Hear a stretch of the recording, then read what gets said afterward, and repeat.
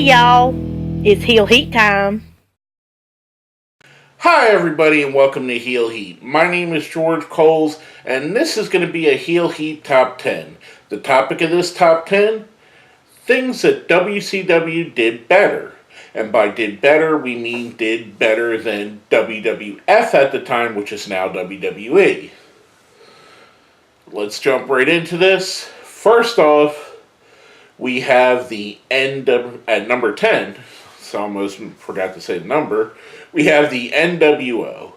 Now, a lot of people will point and say the NWO was where wrestling changed and it evolved a bit, and they're not wrong. It's a big jump from what we had seen earlier in the decade of the 90s to what started happening there and beyond. And they really were a catalyst to the boom period in the late 90s. They were kind of what jumped everything off. The reason I put them on here is because after the acquisition of WCW, WWE brought them in as the Poison. We're going to bring in the Poison. That's the best Vince McMahon. If you've seen the interview, you probably think that's somewhat close, but it's still terrible. Anyway, so they tried to run with the NWO and even added Shawn Michaels into the mix. It was not a fun version of the NWO. However, the original, and I know it got convoluted and watered down, and there were so many splits and sub-teams, the Wolfpack, NWO Black and White, NWO Hogan, NWO Elite, NWO 2000. I know that they kind of lost their way with it, but they still ended up doing it better than WWE did. Now, next up at number 9 is one of those things that I consider a little touch that goes a long way, and that is belt design. Now, at the time, the WWE had the Winged Eagle or the globe or circle version of the Winged Eagle, which were not bad looking belts. They also had they transitioned from the older style, the style of the Intercontinental title that's being used now, to the rounder version of that. And, they were decent looking belts. They were not bad. However, when you turn on WCW television, you see the beautiful U.S. title, which the WWE has not been able to produce a U.S. title that looks anywhere near as cool as the original WCW version. Or the television title, which looked different and interesting on its own. And then you had the tag titles, which, again, were different and interesting and cool looking. Even their hardcore title was a cool title. But the thing that puts this over the top for me is the belt that we all know and love as the big gold belt. That belt, to me, every time I see that, I think WCW. And I think champion. The champion wears that belt. Whether it's Hogan with the NWO spray painted on it, whether it's Flair, whether it's Sting, Vader, all the guys that have wore that version of the belt. Actually, I don't think Vader did wear that version. He had another version. But I digress. That version was cool too, the one that he had. All the guys that wore that belt, it just made them seem a little bit more important because the belt looked so cool and looked like what a championship should look like. Now, coming off of that, we're going to go into our number 8, pushing Lex Luger. Now, Lex is kind of a polarizing character. I'm not the hugest Lex Luger fan. I do appreciate some of what he did. The more as the years go by, the more I can look at it and reflect a little bit differently. Lex was a guy who was brought in and kind of rocket shipped to the top, almost similar to Roman Reigns for you younger fans now. And he had a little bit of success, actually a decent amount of success in WCW. Jumped ship to the WWF, became the narcissist, and then the All-American Lex Luger, was kind of put in the role to be the next Hulk Hogan, but never quite got there in WWF. So he decided to jump back to WCW. Now, when he jumped back to WCW, he kind of went right back into where he was as a high upper card talent. He was a multiple time world champion. He was a U.S. champion, tag champion, kind of a guy that you could put anywhere on the card, and he fit in. And he's a guy you would use if you had a War Games match. He would be a high-level guy. Him and Sting as a tag team was a great team. Him winning the championship off of Hogan on a Monday Nitro was a great pop and a great storyline. I wish they would have went more than 6 days of him being champion. However, again, it's WCW. They did make some mistakes. But the overall treatment of Lex Luger, he felt way more important in WCW than he ever felt in the WWF. Now, coming off of that, our number 7. This actually could have been number 1 on a lot of lists, and that's match quality. Now, I'm not saying matches like Hogan vs. Piper or Hogan vs. Warrior, the WCW versions, are the greatest matches of all time. By no means, they're terrible. But overall, the quality of matches that WCW was putting on from the time they became WCW to the end was significantly better than what the WWF was giving us. Everything from, DDP versus Randy Savage, which was a fantastic match that who would have expected. Big Van Vader's run, his match with Ron Simmons, the things that the Hollywood Blondes tag team did. You got Ric Flair, of course, one of the great wrestlers of all time. Flair versus Vader, great matches. Steamboat and Flair, great matches again. Sting and Flair, again, you can lob anyone in there with Flair and he's going to have great matches. The entire Cruiserweight division and what they did and the matches they were putting on.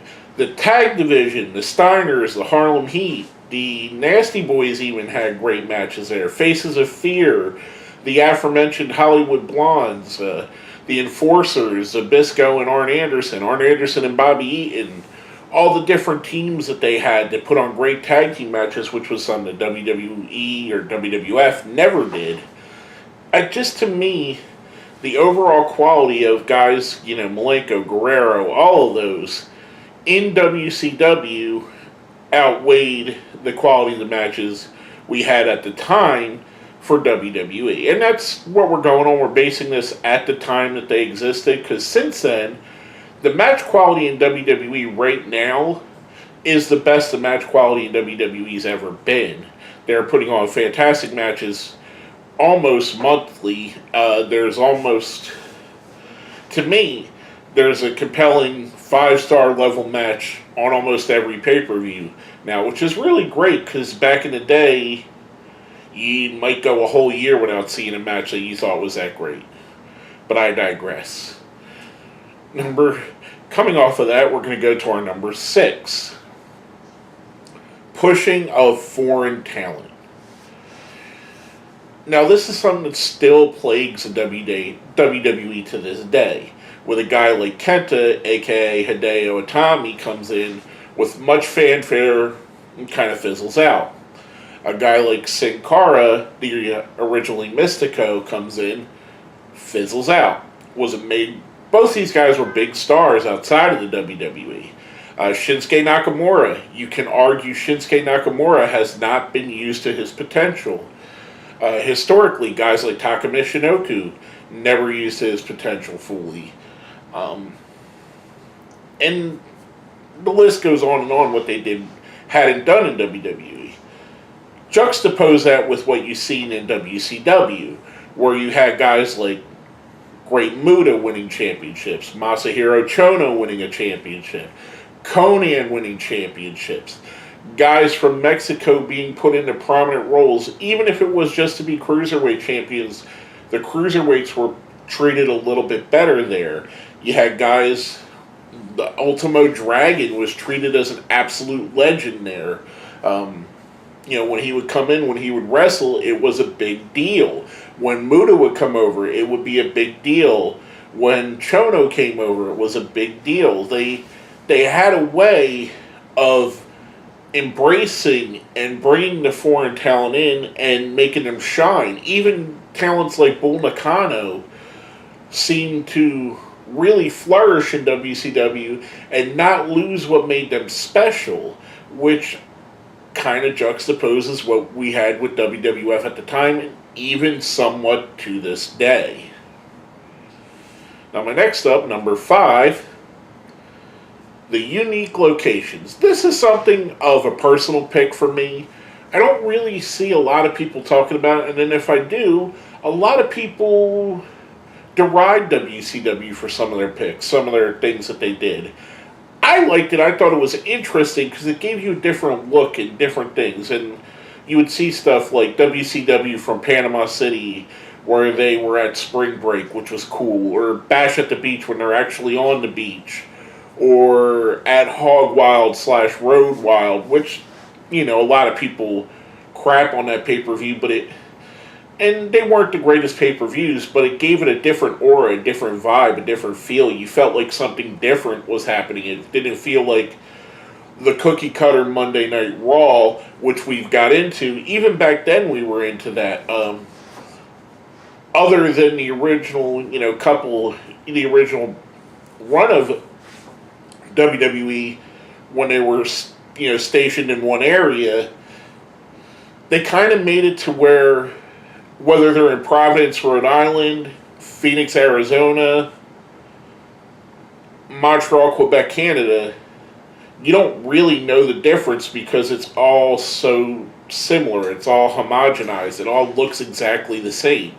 WCW would throw different things in there. They would throw the spring break nitros. They would throw the first nitro at Mall of America in the middle of a mall. I mean, they took chances with their locations, and to me, that always grabbed my attention. It made me think, oh, this is a special episode. Let me watch this. Or this is a special pay-per-view. Let's see what's going on here. And it kind of, to me, I always enjoyed that. It felt like another reason to continue to watch. Now, coming off of that, we have our number 4. Much like I did earlier, we're gonna bring in one specific wrestler here, and that is Big Van Vader, or just Vader, however you want to call him. Leon White, rest in peace. I don't understand, again, how a guy like Big Van Vader could be a world-dominating, massive monster heel in WCW, go to WWE, or WWF at the time, and become an absolute fucking joke. And I don't get it. I don't understand. I know that there's a prevailing thought that Vince McMahon doesn't push people he didn't create, but over the years he didn't create Roddy Piper, he didn't create Randy Savage, he didn't create Hulkamania. That was created in the AWA, just so you know. Regardless of what they tell you. Let's see. All the other things. He didn't create the Junkyard Dog. Over and over and over again. He didn't create a lot of the things he's given credit for. So I don't understand when a guy like Big Van Vader comes over, what the disconnect was. Where they thought, we're not going to use this guy like WCW did. We're going to use him our own way. I don't get it. It never made sense to me then. I was super excited to see Vader have some different foes. I mean, he was a guy I really liked in WCW. I wanted to see Vader versus Bret Hart. I wanted to see Vader versus The Undertaker. Vader versus Shawn Michaels. Vader versus all of the different combinations we could have in WWF that we didn't get to see in WCW. And they pretty much just shit the bed with him. And I don't know why. I don't get it. It doesn't make any sense to me. If it makes any sense to you, let me know down here in the comments. Now, coming from that, we're going to go into our number 3. And that's surprises. To me, WCW, I don't know if they kind of protected it more, or Maybe it was because it was a little bit pre-internet age, but they did the surprise better than WWE. And you had incidences like Lex Luger showing up on the first Monday Nitro. Hulk Hogan turning and joining the NWO, one of the biggest shocks and surprises in wrestling history. Rick Rude showing up on the live Monday Nitro an hour before he's shown on a taped Monday Night Raw. I mean, that was a big surprise. That was a shock. And, a lot of this stuff is kind of pushed under the rug because WWE has a narrative. But WCW did the surprise angle way better than WWE's ever done.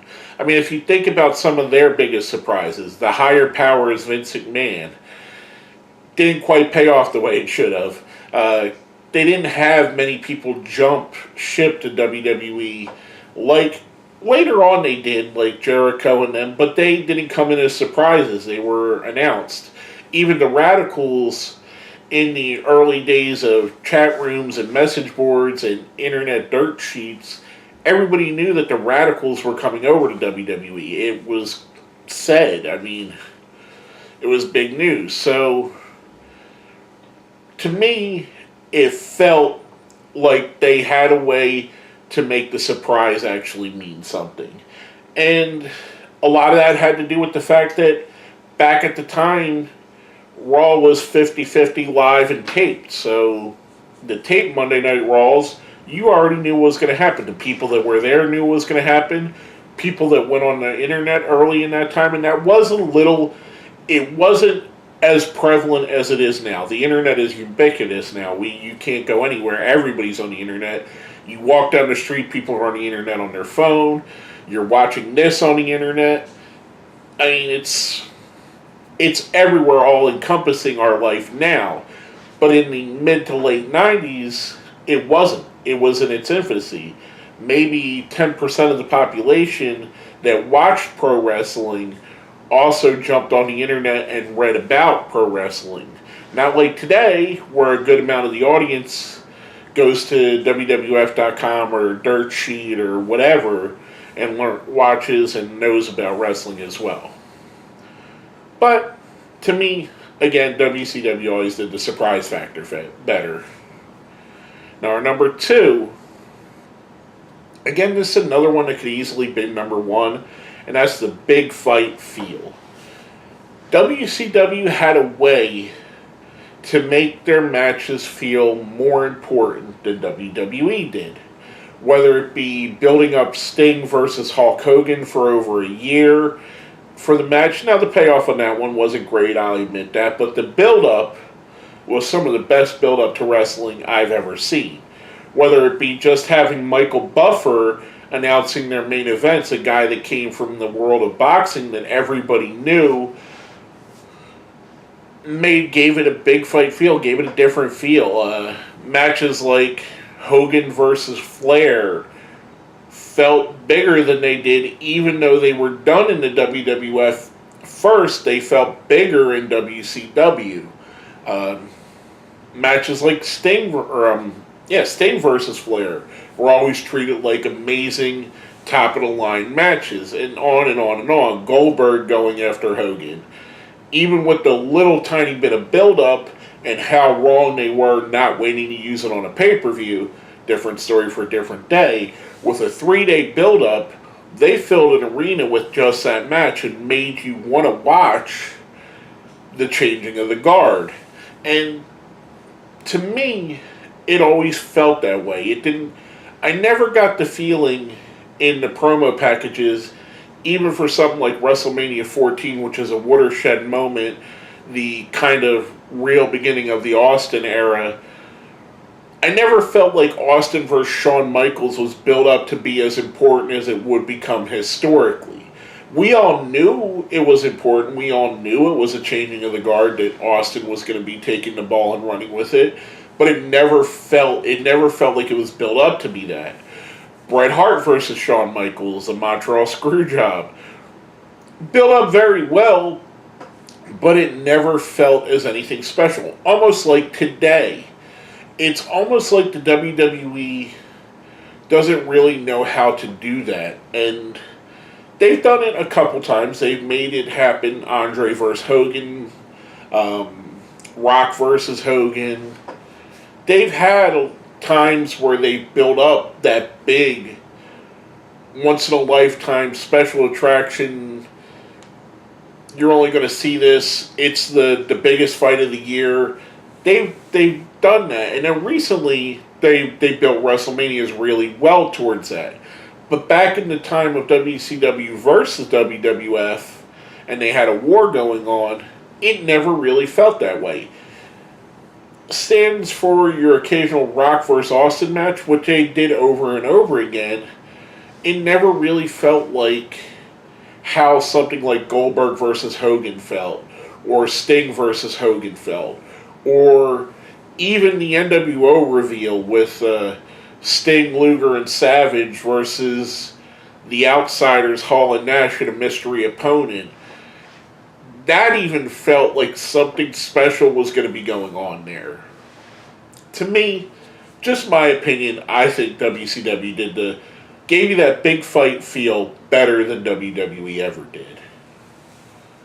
Now, before we get into our number one, we do a thing here on our top 10s called the best of the rest. Basically, it's things that we considered for the list but didn't quite make it. First up, Cheerleaders. Now, WWF gave us this. Yep, the Spirit Squad. Whether you love Dolph Ziggler, you hate Dolph Ziggler, you can't really justify this as being something good. Whereas WCW gave us this. The Nitro Girls. Now, pump the brakes. I'm not saying the Nitro Girls were the greatest thing that's ever happened to wrestling. I'd much rather see the Nitro Girls and the Spirit Squad any day of the week. And the thing about the Nitro Girls that a lot of people seem to gloss over is they made wrestling seem like a sport. It was put in there to give you that sport vibe. If you watch a football match or a football game, when you come back from halftime or come back from the commercial, you see the cheerleaders on the sidelines dancing. If you watch basketball, same thing. If you come out of break, the cheerleaders are dancing on the court. Same thing with baseball, but they do mascots in baseball. Or, you get what I'm saying. That, to me, the Nitro Girls helped give that feeling that we are watching a real sport because we have cheerleaders here. And I know it's stupid, but it's just how I felt. And again, I'd much rather see the Nitro Girls than the Spirit Squad any day of the week. Next up on our best of the rest, tag teams. I covered a little bit earlier. I covered a little bit when I talked about match quality. But if you really look at it, the tag teams of WCW, the Steiner Brothers, which I know both also wrestled in WWE, but they're more known in WCW. Sting and Luger was a great team. The Enforcers that I mentioned. Harlem Heat, what a great team that was. You got the Hollywood Blondes, another fantastic team. All the way up and down, all the way through the history of WCW, they had great tag teams. Even teams like the Outsiders were a great tag team. Even their lower level teams were really good. Like the American Males was a really good tag team. Guys like Doom was an amazing tag team. The Skyscrapers. I mean, you could go on and on with the different combinations and different tag teams that WCW had and how talented and how gifted they were. Whereas when you turn to WWE, sans from the Smoking Guns. Later on, they got better when they brought in the Dudleys and the Hardys and Edge and Christian. But earlier on, you had guys like the Smoking Guns, the Quebecers. I mean, teams that really never lit a fire under anything. It never made you really get up and cheer for them, in my opinion. To me, I think WCW had the better tag teams. That's what we have for the best of the rest. Now, before we get into number one, If you like something I have on this list, or you don't like something, you think I put something up too high, something down too low, left something off altogether, I'd love to hear what you think. Let me know down here in the comments.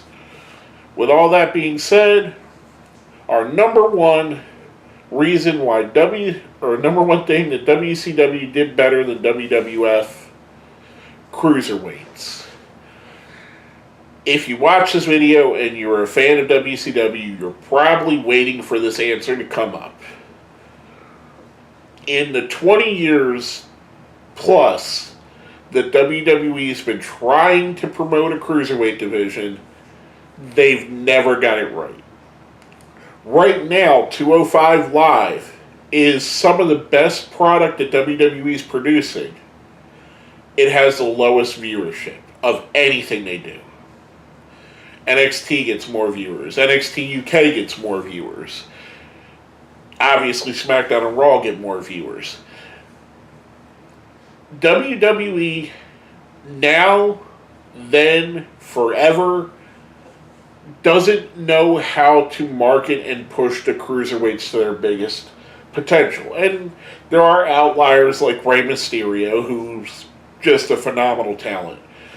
But look at just listen to the names that came out of the WCW Cruiserweight division. Chris Jericho, Ultimo Dragon, Rey Mysterio, Psychosis, Kidman, Dean Malenko, Chris Benoit, Eddie Guerrero, Six, the 1-2-3 Kid, Sean Waltman, whatever you want to call him.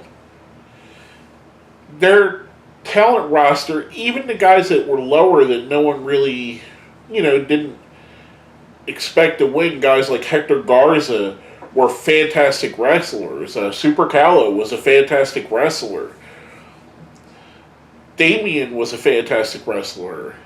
All these guys that they had, and they made it really felt like they were part of the show and they were important.